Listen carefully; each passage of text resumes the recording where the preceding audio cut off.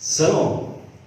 Ya, puji Tuhan. Kembali kita ada lagi di Minggu tanggal 9 Agustus 2020. Kita masih di bulan misi kalender Gereja Kemah Injil Indonesia, dan ini minggu kedua. Kita masih berbicara tentang isi hati Tuhan perihal misi yang harus kita jalankan. Nah, itu sebabnya dalam kesempatan ini saya juga akan berbicara tentang satu tema, yaitu kebahagiaan hamba yang setia. Sekali lagi tema untuk minggu ini di bulan misi minggu yang kedua, kebahagiaan hamba yang setia. Dasar firman Tuhan di dalam Matius 24 ayat 45 sampai 51. Matius 24 ayat 45 sampai 51. Siapakah hamba yang setia dan bijaksana, yang diangkat oleh tuannya atas orang-orangnya untuk memberikan mereka makanan pada waktunya? Berbahagialah hamba yang didapati tuannya melakukan tugasnya itu ketika tuannya itu datang. Aku berkata kepadamu, sesungguhnya Tuhan itu akan mengangkat dia menjadi pengawas segala miliknya. Akan tetapi, apabila hamba itu jahat dan berkata dalam hatinya atau di dalam hatinya, Tuanku tidak datang-datang, lalu ia mulai memukul hamba-hamba lain dan makan minum bersama-sama pemabuk-pemabuk, maka Tuhan hamba itu akan datang pada hari yang tidak disangkanya dan pada saat yang tidak diketahuinya, dan akan membunuh dia dan membuat dia senasib dengan orang-orang munafik. Di sanalah akan terdapat ratapan dan kertakan gigi. Kekasih-kasih Tuhan, apa yang mau kita bahas dalam hal ini? Sekali lagi di bulan misi ini, Matius pasal 24 ayat 45 sampai 51, atau Matius pasal 24 ini lebih condong kepada berbicara tentang zaman akhir dan kedatangan Yesus Kristus. Jadi kalau kita baca dalam pasal 24 ini, isinya mengenai ini, tentang zaman akhir sampai kepada kedatangan Yesus Kristus yang kedua. Dalam minggu-minggu ini, atau bahkan dari bulan-bulan kemarin, saya sudah banyak membahas mengenai keadaan akhir zaman. Sekarang ketepatan kita ada di minggu kedua dari bulan misi ini. Dan Gereja Kemah Injil Indonesia menghadirkan atau mengangkat satu tema besar, berbicara tentang mempercepat kedatangan Sang Raja. Ya, ini tema menarik. Mempercepat kedatangan Sang Raja. Balik lagi. Sekarang kita ketepatan ada di minggu kedua di bulan misi ini. Sebagai orang percaya, apa yang akan kita perbuat di perjalanan hidup yang masih Tuhan percayakan kepada kita jalani? Dengan kata lain, dalam perjalanan hidup yang Tuhan izinkan, di interval waktu antara zaman akhir sampai kepada kedatangan Kristus yang kedua, apa yang harus kita isi yang sesuai dengan kehendak Dia atau kehendak Tuhan? Sebelumnya saya mau membawa kita melalui satu ilustrasi untuk apa yang harus kita perbuat mengisi waktu hidup di interval waktu yang tadi saya bilang. Interval waktu artinya masa antara zaman akhir hingga kedatangan Kristus yang kedua. Apa yang harus kita perbuat? Nah, ada satu ilustrasi menarik yang coba saya buat ilustrasi ini. Itu berbicara tentang dua sahabat. Satu namanya Foni, satu namanya Fani. Nah, dua sahabat ini selalu bersama-sama kemanapun mereka pergi, termasuk pada waktu pergi maupun pulang sekolah. Selalu mereka berjalan bersama-sama. Sekali waktu mereka berjalan menuju ke sekolah, di seberang jalan mereka melihat ada seorang ibu tua yang melambai-lambaikan tangan kepada mereka seperti sedang meminta tolong kepada mereka berdua. Lalu keduanya menghampiri ibu tua itu. Dan memang benar, ternyata waktu mereka mendekati ibu itu dan mereka melihat bahwa ibu ini sementara kebingungan. Kenapa? Karena rupanya dia tergelincir karena jalan licin jatuh dan beras di tangannya tumpah. Ada beras yang tidak banyak, tapi sekantong plastik kecil. Nah, keadaan inilah yang membuat ibu ini minta tolong kepada dua anak ini, Foni dan Fanny. Ibu ini mohon mereka untuk membantu mengumpulkan butiran atau butir-butir beras yang sudah tercecer di tanah itu. Kata si ibu ini begini, "Nak berdua, bolehkan bantu nenek memilih beras-beras ini? Nenek baru saja beli di warung, tapi karena jalan licin nenek jatuh, akhirnya juga tumpah beras ini. Padahal nenek mau bawa pulang untuk masak dan makan bersama cucu nenek yang masih kecil. Nah, kelihatan ini nenek yang miskin. Jadi berharap bisa mendapatkan beras yang sudah jatuh itu. Tolonglah, karena hari udah mau hujan. Tapi kalau hujan ke bawah ini semua beras, bagaimana kami akan makan?" Kata si nenek itu. Tapi Fanny yang melihat keadaan itu, dia langsung menolak dengan keras. "Enggak, Nek, kami tidak bisa membantu. Kami mau ke sekolah, nanti terlambat. Apalagi langit sudah mendung dan mau hujan, nanti kami keburu hujan dan basah." Tapi Foni berbeda. Foni bilang begini, "Fanny, masa kamu tega melihat si nenek ini sendiri memilih beras-beras ini? Apalagi sudah mau hujan, kasihan kalau berasnya tidak kepilih semua. Lalu dibawa air dan mereka gak bisa makan. Baiklah, saya akan membantu nenek ini. Kalau kamu mau duluan, silakan duluan." Lalu si Fanny berlari lebih dahulu, meninggalkan Foni dan nenek itu, dan akhirnya dia sampai di sekolah. Tapi Foni masih di situ bersama nenek dan membantu sampai selesai. Dan sampai selesai, si nenek ini berkata kepada si Foni, "Nah, terima kasih ya, kamu sudah membantu nenek." Nah, setelah itu Foni pun berangkat menuju ke sekolah. Nah, sampai di sekolah, rupanya jam pelajaran belum juga mulai. Masih rupanya beberapa menit lagi. Dan dia tidak terlambat. Foni tidak terlambat. Dan rupanya juga langit yang tadi mendung gelap hampir hujan, ternyata tidak jadi hujan, langit menjadi cerah dan Foni tidak basah. Lalu akhirnya Foni pun bisa masuk ke kelas dan baik keadaannya. Nah, rupanya waktu itu di kelas ternyata ada pelajaran PPKN, ya, pelajaran PPKN yang mengajar tentang budi pekerti, moral dan lain sebagainya, dan etika. Lalu rupanya ada pembahasan mengenai bagaimana menolong orang yang sangat membutuhkan pertolongan. Lalu waktu uraian pembahasan pelajaran PPKN itu, kelihatan si Fanny tertunduk sedih. Mengapa? Karena dia merasa beberapa waktu yang lewat dia tidak melakukan apa yang baik. Dia menyesal dia tidak mampu menolong si nenek dengan alasan takut terlambat dan nanti mau hujan. Ternyata tidak terlambat dan ternyata tidak hujan. Itu yang membuat dia menyesal, tapi semua sudah lewat.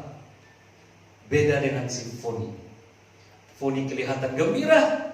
Mengapa? Karena dalam pengajaran moral dan etika itu dan perbuatan baik, Foni merasa bahwa hari itu atau tadi dia sudah punya kesempatan mempraktekkan kebaikan itu untuk menolong orang tua yang membutuhkan pertolongannya. Kekasih-kasih Tuhan, dari ilustrasi ini apa yang bisa kita lihat? Hal ini berbicara mengenai respon moral dan tanggung jawab moral yang benar. Ketika seseorang mampu melakukan suatu kebenaran, saya terlalu yakin dalam hatinya melahirkan suatu kegembiraan dan sukacita. Amin ya, itu pasti. Tapi coba satu orang jadi tidak mampu melakukan suatu kebenaran, suatu hal yang baik, dan setelah itu lewat dan dia tertegur, dia pasti menyesal. Kalau bisa diulang, tapi nggak mungkin diulang. Waktu akan terus berjalan ke belakang dan tidak mungkin diulang lagi. Karena itu dalam kesempatan ketika kita masih diberikan kesempatan hidup, mari kita pikir-pikir apa yang harus kita perbuat yang terbaik yang dikehendaki Tuhan. Saya bilang ini di interval waktu antara zaman akhir sampai kepada kedatangan Kristus. Ada hal-hal yang Tuhan mau kita buat, ada hal-hal yang Tuhan mau kita lakukan untuk memuliakan Dia dan menjadi berkat bagi diri ini sebagai anak-anak yang Dia percayakan hidup di akhir zaman ini. Apa yang harus kita perbuat dalam kaitannya dengan bulan misi ini? Hidup di interval waktu antara zaman akhir sampai kedatangan Kristus, kita harus melakukan sesuatu atau kita harus melakukan banyak sesuatu ya yang terbaik yang menurut kehendak Tuhan untuk jadi berkat bagi orang lain. Kalau di kisah Foni menolong si nenek itu berbicara tentang respon moral dan tanggung jawab moral, maka ketika kita perhatikan atau kita belajar dari perumpamaan yang ada di Matius 24 ayat 45 sampai 51, guna memahami kehendak Tuhan, maka ini berbicara tentang respon iman dan tanggung jawab iman yang kaitannya dengan panggilan misi. Kekasih-kekasih Tuhan, untuk memahami ini, saya mau membuat dalam bentuk tabel. Khususnya perumpamaan di dalam Matius 4 ayat 45 sampai 51. Tentang hamba yang jahat dan hamba yang setia. Untuk kita memposisikan diri, yang mana kita harus ikuti. Kan gitu ya. Dalam mengisi waktu hidup kita di masa menjelang kedatangan Kristus Tuhan kita. Nah, kalau dibuat tabel, ada tabel kiri dan ada tabel kanan. Tabel kiri tentang hamba yang jahat, ada beberapa poin yang bisa kita catat di situ. Ayat 49a menunjukkan bahwa hamba yang jahat ini, satu, dia menyangka Tuhannya tidak akan datang. Yang kedua, kemudian dia memukul hamba-hamba lainnya. Ayat 49b. Dan kemudian dia makan minum dengan para pemabuk. Ayat 49c. Tapi apa yang terjadi dengan dia? Ayat 51. Hamba yang jahat ini akhirnya dibunuh, mengalami nasib yang buruk sama dengan orang-orang munafik. Ayat 51. Hukuman dari Tuhan. Tapi di tabel B, di tabel bagian kanan, itu ada hamba yang setia. Dalam tabel hamba yang setia ini diisi cuma satu, yaitu apa? Dia melakukan tugasnya dengan baik. Ayat 46. Akhirnya dari itu, hasil dari perbuatan tugasnya yang dilakukan dengan baik oleh hamba yang setia ini, dia diangkat menjadi pengawas atas semua milik tuannya. Ayat 47. Nah, dari tabel ini kita bisa melihat bagaimana keadaan dua hamba ini. Dan kemana kita mau memposisikan diri kita. Kepada hamba yang jahat atau kepada hamba yang baik. Tentu itu akan muncul dari sikap tingkah laku kita. Dalam respon iman dan tanggung jawab iman dengan kaitannya misi yang Tuhan kehendaki kita lakukan di zaman akhir ini. Sekarang mari kita perhatikan dalam hal apa sehingga menjadi terlihat mana hamba yang jahat dan mana hamba yang setia berdasarkan catatan Matius yang sudah kita baca tadi, yaitu Matius 4 ayat 45 sampai 51. Jawabnya yaitu dalam hal respon dan tanggung jawab kerja oleh kedua hamba ini terhadap perintah tuannya untuk memberi apa? Memberi makan orang-orang yang butuh makan. Ayat 45 menjelaskan ini. Rupanya hamba yang jahat dan hamba yang setia ini kelihatan pada waktu diberikan tugas tanggung jawab oleh tuannya memberi makan kepada orang-orang yang membutuh makanan. Tapi rupanya dari satu tugas ini terlihatlah perbedaan. Mana hamba yang jahat yang tidak mau melakukan, dan mana hamba yang baik mau melakukan urusan hal makan dan makan itu, memberi makan kepada orang-orang tuanya, yang itu perintah Tuhan. Dan kita mau lihat terus lebih lanjut tentang respon terhadap perintah Tuhan itu. Tadi kita sudah di tabel tadi ya, supaya kita masih ingat. Yang pertama kita mau lihat tentang respon terhadap perintah Tuhan. Yang pertama, hamba yang jahat. Respon dia waktu dibilang kasih makan orang-orang yang butuh makan ini. Respon pertama, dia menyangka tuannya tidak akan datang lagi. Oke Tuhan, kau boleh kasih tanggung jawab. Engkau pergi. Sudah lama pergi, dia nggak mungkin datang. Akhirnya dia merasa nggak mungkin datang Tuhan ini, dasar malas dan tidak mau melakukannya. Dan dia bilang nggak mungkin datang. Ngapain saya melakukan perintah Tuhan? Ini sama hal dengan apa? Membangkang. Jadi artinya dia merespon dengan masa bodoh. Dia meresponi perintah Tuhan untuk memberikan makan orang lain yang membutuhkan makanan. Tapi dasar dia pembangkang, dia masa bodoh menanggapi atau meresponi perintah Tuhannya itu. Yang kedua, respon dia. Setelah tadi dia merespon dengan masa bodoh, membangkang. Yang kedua apa? Dia meresponi dengan suatu tindakan yang lebih hebat lagi, yang lebih gila lagi. Yaitu dia memukuli hamba-hamba lain. Jadi di dalam kelompok kerja Tuhan itu ada hamba-hamba lain selain hamba yang jahat ini. Nah, dia melihat hamba-hamba lain, dia memukuli. Artinya apa ini? Artinya di sini dia mulai membenci sesamanya yang hidupnya benar dan melakukan kehendak Tuhan. Kalau sudah poin seperti ini berbicara tentang iri dan dengki. Ini biasa terjadi di mana-mana. Di dunia nyata terjadi. Saya percaya bahwa ketika Tuhan memberikan perumpamaan, Tuhan lebih berhikmat dan Tuhan lebih tahu tentang keadaan kehidupan manusia, dan itu telak dalam kehidupan nyata. Yang kedua, responnya dia lebih gila lagi, yaitu dia memukuli hamba-hamba yang lain. Artinya apa? Dia mau supaya hamba-hamba lain diikut seperti dia, jahat seperti dia, nggak usah mengikuti perintah Tuhan kita. Dia udah pergi, dia nggak balik lagi. Dia udah ke sana, dia nggak mungkin balik lagi. Udah, nggak usah kerja. Mari kita semua hidup seperti apa yang kita mau. Lakukan apa yang seperti mau. Singkirkan atau buanglah jauh-jauh perintah Tuhan itu. Dia nggak datang lagi. Tetapi rupanya ada orang-orang yang mau tetap taat. Ada hamba-hamba yang lain mau tetap taat. Ada hamba-hamba lain yang mau tetap setia dan sungguh-sungguh memegang tanggung jawab yang diberikan Tuhannya, dan mereka melakukan. Waktu si jahat melihat ini tidak baik, lalu dia memukuli hamba-hamba yang baik. Ini respon yang gila yang kedua yang dilakukan oleh hamba si jahat ini. Yang ketiga, respon yang tahap lebih gila yang selanjutnya.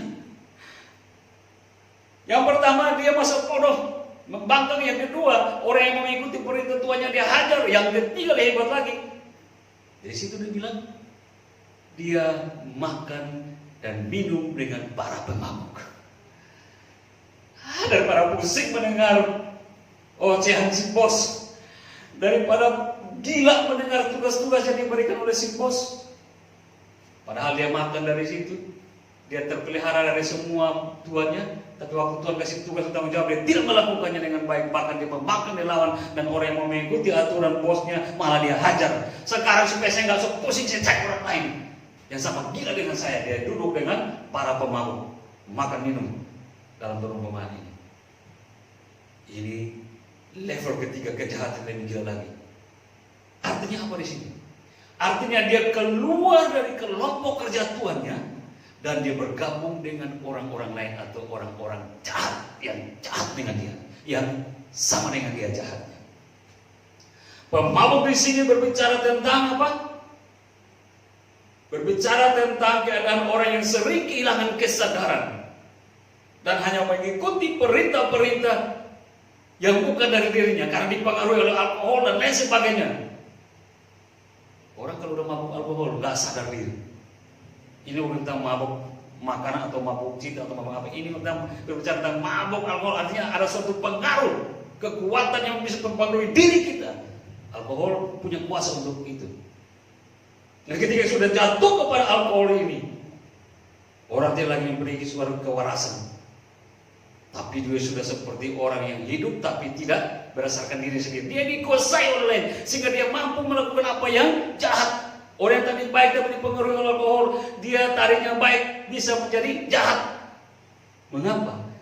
Karena dia tidak melakukan atas perintah diri sendiri, tapi dia melakukan atas perintah lain. Ini bercerita tentang apa? Ada suatu kekuatan atau kuasa lain yang mempengaruhi orang itu. Jadi kita hati-hati. Kalaupun kita nggak mengerti firman Tuhan, kalaupun kita nggak mengerti rencana Tuhan, di balik semua pergumulan, di balik semua tantangan, jangan tinggalkan Tuhan. Hati-hati. Karena mau nggak mau, baik tidak baik, tetap Tuhan yang terbaik dan Tuhan yang terhebat. Di luar kau cari akan lebih hancur. Tapi tantangan atau pergumulan yang kamu alami saat ini, tetap kita bertahan dalam Tuhan. Saya terlalu percaya tangan Tuhan yang akan membela engkau dan akan memberikan kemenangan padamu. Tinggal tunggu tanggal main dari Tuhan, kan gitu kan? Jadi bukan target kita. Nah, ini level ketiga kejahatan dari hamba si jahat ini. Dia meninggalkan Tuhannya dan tidak mau mengikuti apa yang Tuhannya beritakan. Dia bergabung dengan orang-orang jahat. Dari tiga hal ini tentang apa yang dilakukan oleh hamba yang jahat, menggambarkan kepada kita bahwa ketika kita diselamatkan oleh Kristus, kita menjadi hamba Kristus yang harus mengerjakan pekerjaan Dia sebagai Tuhan kita. Lah kita udah diselamatkan, berarti kita menjadi hamba yang menyelamatkan kita. Siapa menyelamatkan kita? Ya Kristus. Nah, apa yang menjadi perintah Kristus? Kita sebagai hamba yang sudah diselamatkan, ditebus, kita harus melakukan apa yang Kristus mau. 1 Korintus 7:22. Sebab seorang hamba yang dipanggil oleh Tuhan dalam pelayanannya adalah orang bebas, milik Tuhan. Demikian pula orang bebas yang dipanggil Kristus adalah hambanya, hamba Kristus. Wow, kita bukan hamba siapa-siapa. Kita hamba Kristus, kita hamba Yesus. Mengapa? Karena diri kita telah ditebus, dibayar mahal dengan tubuh dan darah Yesus sendiri, dan kita diangkat dari kematian masuk pada kehidupan kekal. Kita menjadi milik Kristus seutuhnya, dan saat itu juga kita menjadi hamba Kristus. Kalau kita hamba, berarti perintah Tuhan harus kita lakukan. Apa itu? Masih kita dengan bulan misi. Berarti apa yang dikehendaki Tuhan untuk kita lakukan sebagai hambanya, misi yang harus kita pegang dan kita bawa kemana-mana. Tapi kalau kita keluar, nah ini balik kepada si jahat tadi itu kan, hamba si jahat yang ketiga. Dia keluar dari pekerjaan yang ditentukan bagi dia. Dia keluar dari komunitas atau kelompok yang di dalamnya tuannya menjadi kepala. Dia cari yang lain supaya mengikuti keinginannya. Dia pikir di luar keinginannya akan terbaik. Dia pikir di luar akan menikmati yang terbaik. Tapi tunggu tanggal mainnya, kejuaraan luar biasa dia akan alami di luar. Dan dia, oke lah kalau nggak sadar ya udah saya goodbye, nikmati yang parah di luar sana tanpa Tuhan mau jadi apa kan gitu. Tapi kalau kita keluar dari panggilan pelayanan yang Yesus berikan dan mengikuti jalan lain di luar Yesus, maka sesungguhnya sebenarnya pada saat itu kita sudah menjadi bagian dari hamba iblis, karena cuma dua kekuatan di sini. Allah itu di dalam pribadi Yesus Kristus dan si jahat. Berarti kalau kita bukan hamba Yesus, bukan hamba Allah dalam pribadi Yesus, kita hamba apa? Ya iblis. 1 Petrus 2 Petrus 2 ayat 19. Mereka menjanjikan kemerdekaan kepada orang lain, padahal mereka sendiri adalah hamba-hamba kebinasaan. Karena siapa yang dikalahkan orang, ia adalah hamba orang itu. Sekarang sudah kemana-mana para murtad-murtad yang dahulu bagian dari komunitas orang Kristen, yang dahulu bilang KTP-nya Kristen, yang dahulu masuk dalam pelayanan-pelayanan gereja, pelayanan rohani, tetapi sekarang sudah meninggalkan kekristenan, meninggalkan Kristus, dan mereka sudah berangkat kemana-mana untuk menjadi murtad-murtad yang viral di YouTube, dan mereka mulai coba berusaha menjungkir balikan kekristenan. Mereka coba mau berusaha untuk menghancurkan keimanan Kristen, bahkan mereka coba mau melecehkan tentang ketuhanan Yesus. Mereka sudah kenal dahulu, tapi sesungguhnya membuktikan bahwa mereka bukan bagian dari keselamatan itu, tapi mereka bagian dari hamba yang jahat. Dahulu mereka mungkin bagian dari pelayanan, dan mereka seakan-akan orang yang benar dan melakukan hal yang baik dalam gereja, dan keluar untuk mewartakan, untuk melayani di dalam kehidupan kelompok-kelompok Kristen. Tetapi akhirnya mereka murtad karena keinginan daging mereka. Mereka murtad karena tidak bisa bertahan di dalam tantangan dan ujian. Akhirnya meninggalkan Yesus, dan mereka mulai mensalah-salahkan tentang keimanan Kristen. Sesungguhnya mereka seperti hamba-hamba yang jahat itu, dipilih untuk melakukan pekerjaan yang Tuhan mau membawa keselamatan, tapi rupanya mereka menolak, dan mereka ingin untuk hidup seperti keinginan daging mereka, dan mereka mencari pengejaran-pengejaran luar, mereka cari kelompok-kelompok di luar, mereka mencari iman-iman yang salah di luar sana, mereka mulai bersekutu dengan di sana, dan mereka mulai tertawa-tawa di sana. Tapi sebenarnya ujungnya, kalau kita lihat di tabel kiri tadi, ujungnya adalah kebinasaan, dan orang-orang yang mulai sesat, yang murtad meninggalkan Kristus, meninggalkan kekristenan, ujungnya mereka akan binasa. Karena mereka mulai bertawa-tawa, mereka mulai seperti senang dipanggil di mana-mana untuk bertausiah, tapi ujung mereka akan binasa. Karena itu sudah ada dalam gambaran perumpamaan tadi, ujungnya binasa, hukuman seperti hukuman orang fasik, orang-orang munafik yang di dalamnya hanya ada keretakan gigi dan ratapan. Sesungguhnya kita berusaha untuk tidak jadi seperti begitu, dan kita mohon kekuatan Roh Kudus buat kita tetap menjadi setia sampai kepada kedatangan Kristus. Karena itu yang Tuhan mau, dan mari kita belajar supaya kita tetap menjadi hamba Kristus. Sebab di dalam Roma 6 ayat 16 dikatakan bahwa apakah kamu tidak tahu bahwa apabila kamu menyerahkan dirimu kepada seseorang sebagai hamba untuk mentaatinya, kamu adalah hamba orang itu yang harus kamu taati, baik dalam dosa yang memimpin kamu kepada kematian, maupun dalam ketaatan yang memimpin kamu kepada kehidupan. Nah, ini hal-hal yang kita harus perhatikan. Ini interval waktu antara zaman ayat sampai kepada kedatangan Kristus. Segala godaan, segala tantangan bisa membujuk diri kita dan membuat kita terlena, dan seperti hamba jahat kita tinggalkan iman kita, kita tinggalkan Tuhan kita yaitu Yesus, dan kita memilih jalan yang lain yang akhirnya kita menuju kepada kebinasaan.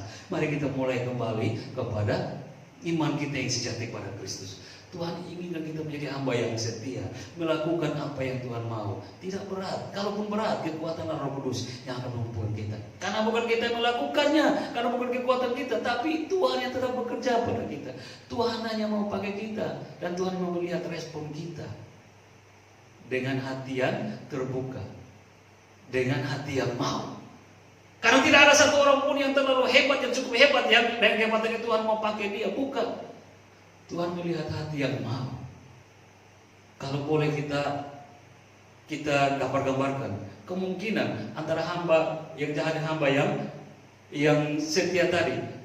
Mungkin hamba yang setia tidak terlalu lebih pintar daripada hamba yang jahat. Mungkin hamba yang setia tidak terlalu lebih kuat daripada hamba yang jahat. Mungkin hamba yang setia ini tidak terlalu lebih memiliki kekuatan daripada hamba yang jahat. Tapi lihat, kenapa hamba yang setia mendapatkan anugerah kasih karunia hebat dari Tuhan? Karena hatinya mau meresponi dan bertanggung jawab atas panggilan, pilihan, dan pekerjaan yang Tuhannya berikan. Ini yang terbaik. Kita tidak bisa dapat menundukkan diri bahwa saya layak, enggak. Saya mau. Nah, itu. Bukan saya layak, saya mau Tuhan. Meski kita nggak ngerti bagaimana ujungnya, atau meski kita nggak ngerti bagaimana memulainya, atau meski kita nggak ngerti bagaimana nanti di tengahnya, nggak usah itu.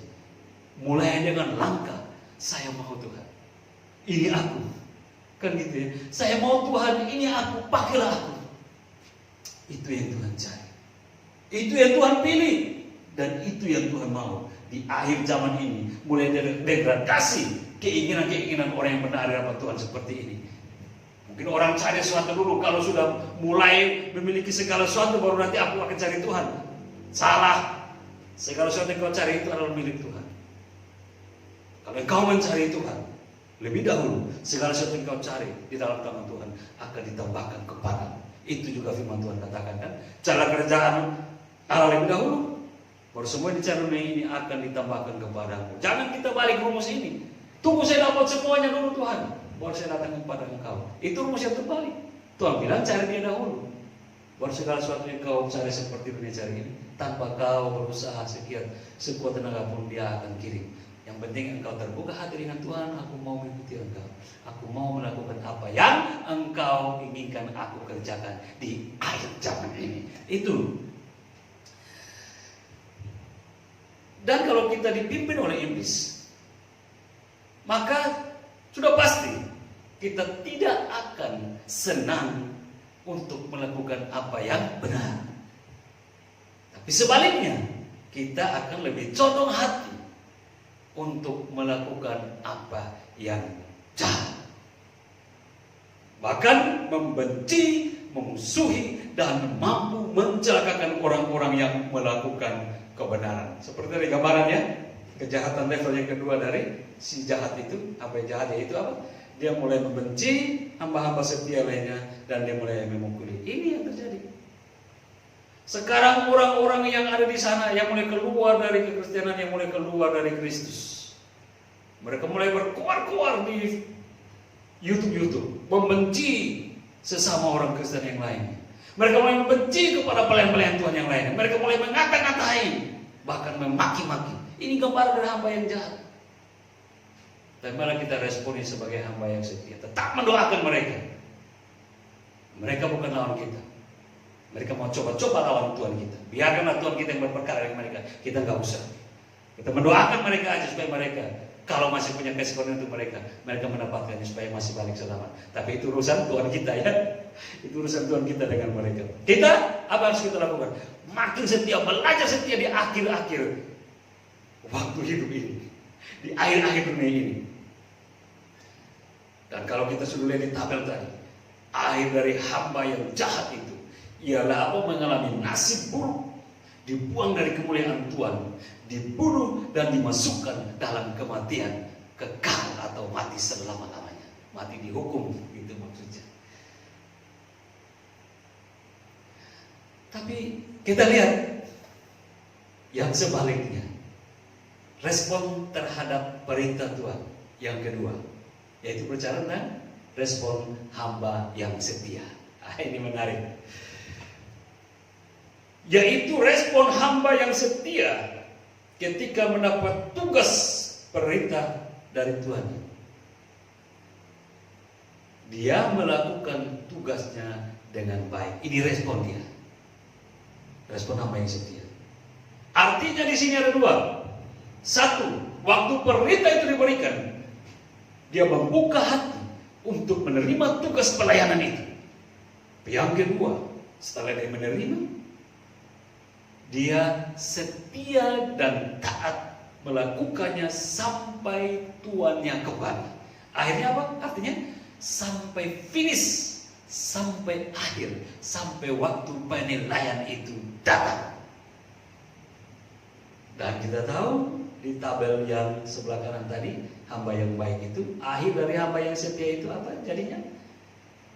Hamba yang setia itu berakhir dengan mengalami kebahagiaan yang tiada tara, masuk dalam kemuliaan Tuhan, dan menikmati kehidupan kekal atau menikmati kebahagiaan hidup untuk selama-lamanya, tiada berbatas waktu lagi. Kekasih-kasih Tuhan, kita sudah melihat perbedaan dari kedua hamba dalam merespon tanggung jawab tuannya, dari tuannya. Dan apa yang terjadi dengan mereka pada akhirnya juga kita sudah tahu. Yang satu mengalami kematian kekal karena kejahatannya, tapi yang satu lagi mendapatkan kehidupan kekal karena kebaikan dan kesetiaannya. Pertanyaannya, kan gitu ya.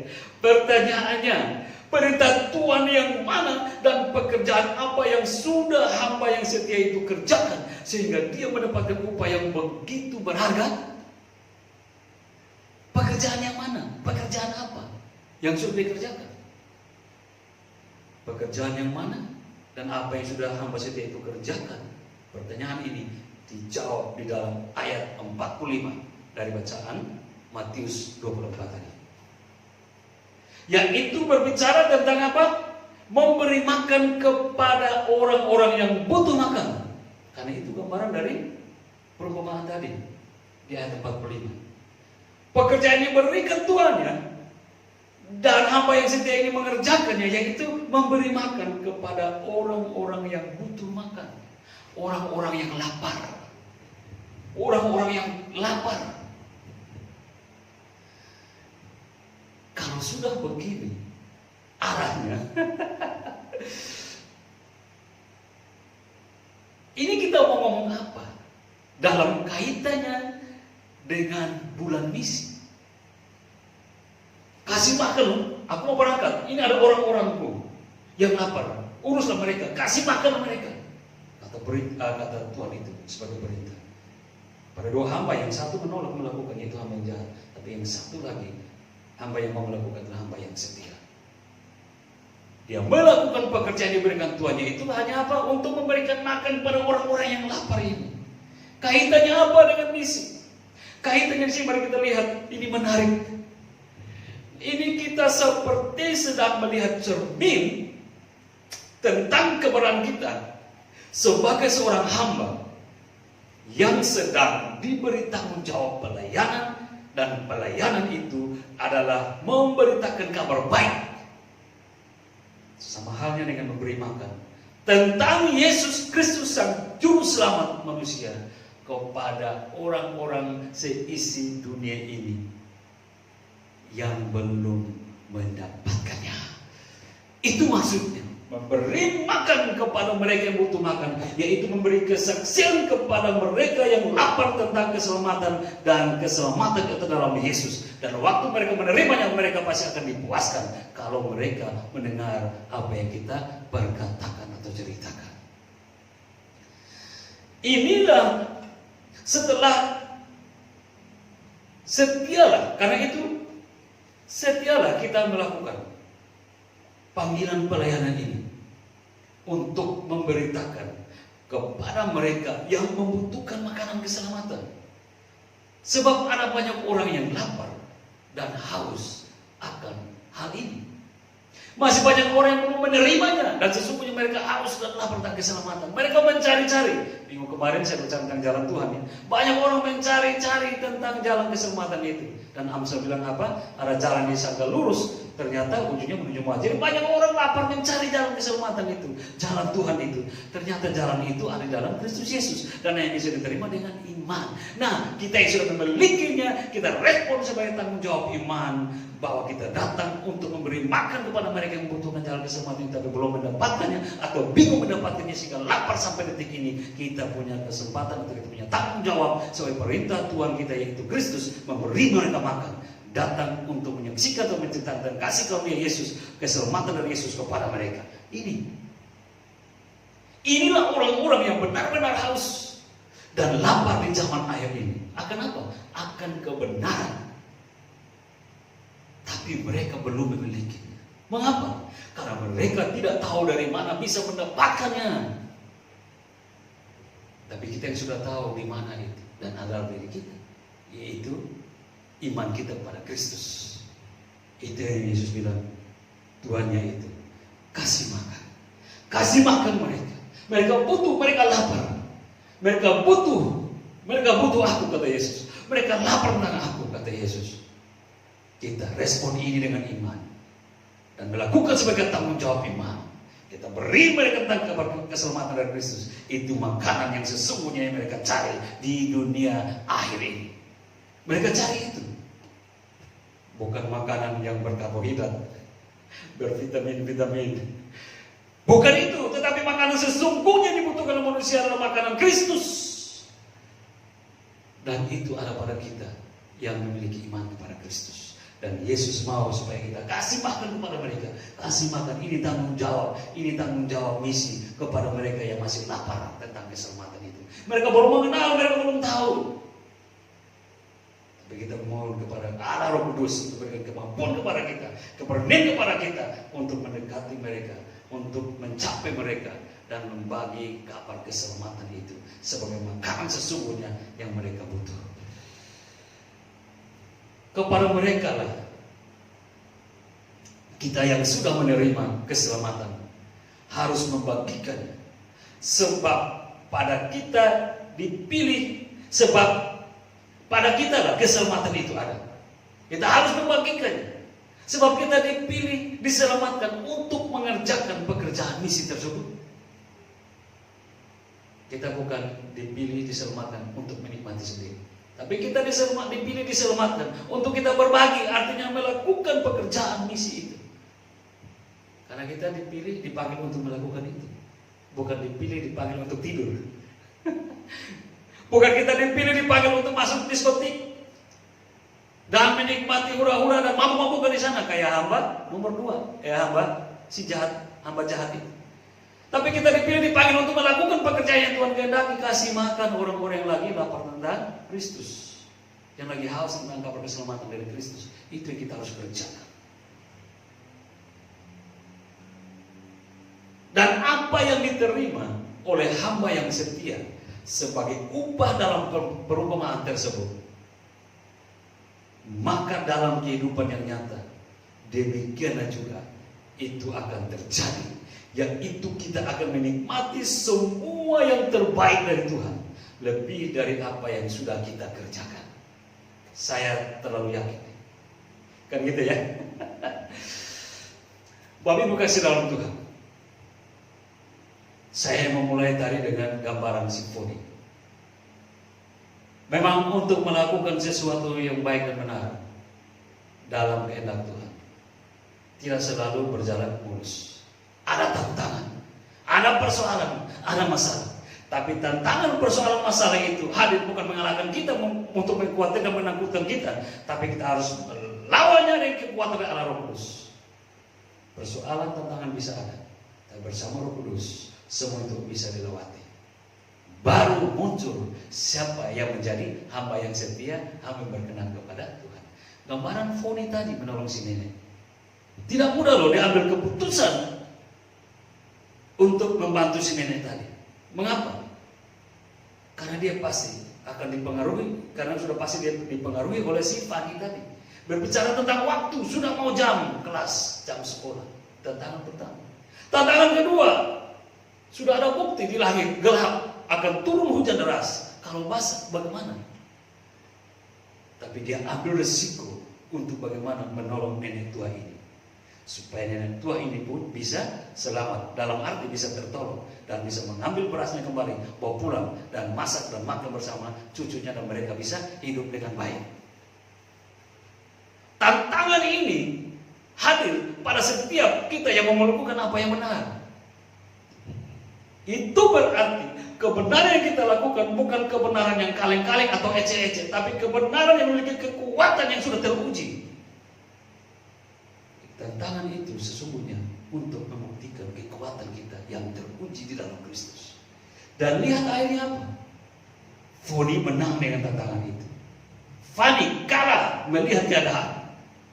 Foni menang. Berbahagialah dia kemudian masuk dalam kelas. Foni bersedih, Fani bersedih karena sudah lewat. Kita belajar ilustrasi tentang Foni ini. Memang ada harga yang harus dibayar, tetapi di dalam Tuhan semua sudah tersedia harga yang harus dibalikan. Upah yang harus dibalikan oleh Tuhan lebih dari apa yang kita kira. Mari kita ada di interval waktu zaman akhir sampai dengan waktu kedatangan Kristus sudah dekat. Kita sudah melihat dua tabel itu. Tentu kita pilih tabel yang kanan, di mana di situ ada isinya hamba yang setia. Mari kita mulai belajar, kita bangun respon iman kita yang baik dan tanggung jawab iman kita yang baik. Bahwa di dalam kehidupan kita memikul tanggung jawab untuk orang lain yang belum memiliki keselamatan. Itu tanggung jawab misi Kita hanya bisa berbuat dengan kehendak Tuhan, menceritakan tentang Kristus, membawa kabar keselamatan daripada Kristus kepada orang-orang yang lapar tentang keselamatan itu. Sebab mereka tidak bisa dapat di luar Kristus. Di luar Kristus mereka akan binasa. Mungkin mereka bisa berpura-pura baik, bisa melakukan yang seperti yang baik, tapi ketika mereka tidak memiliki Kristus, kematian juga ada pada mereka. Karena itu di dalam kehidupan kita lah ada keselamatan itu. Biarlah kita berbagi sebagai tanggung jawab misi yang Tuhan percayakan dalam kehidupan kita. Kasih Tuhan untuk kesempatan ini, saya mau menutupnya begini. Jadilah hamba yang setia dalam menjalani masa hidup di interval waktu di zaman akhir ini sampai kepada kedatangan Kristus yang kedua, dengan semangat menceritakan tentang Yesus Kristus kepada orang-orang yang lapar dan haus akan makanan keselamatan. Karena pada kita yang sudah diselamatkan ada tanggung jawab pelayanan tersebut. Dan apa yang kita perbuat pasti mendatangkan garansi yang terbaik dan terindah. Inilah kebahagiaan yang sesungguhnya dan selama-lamanya kepada kita sebagai hamba yang setia. Amin ya. Tuhan memberkati kita. Salam.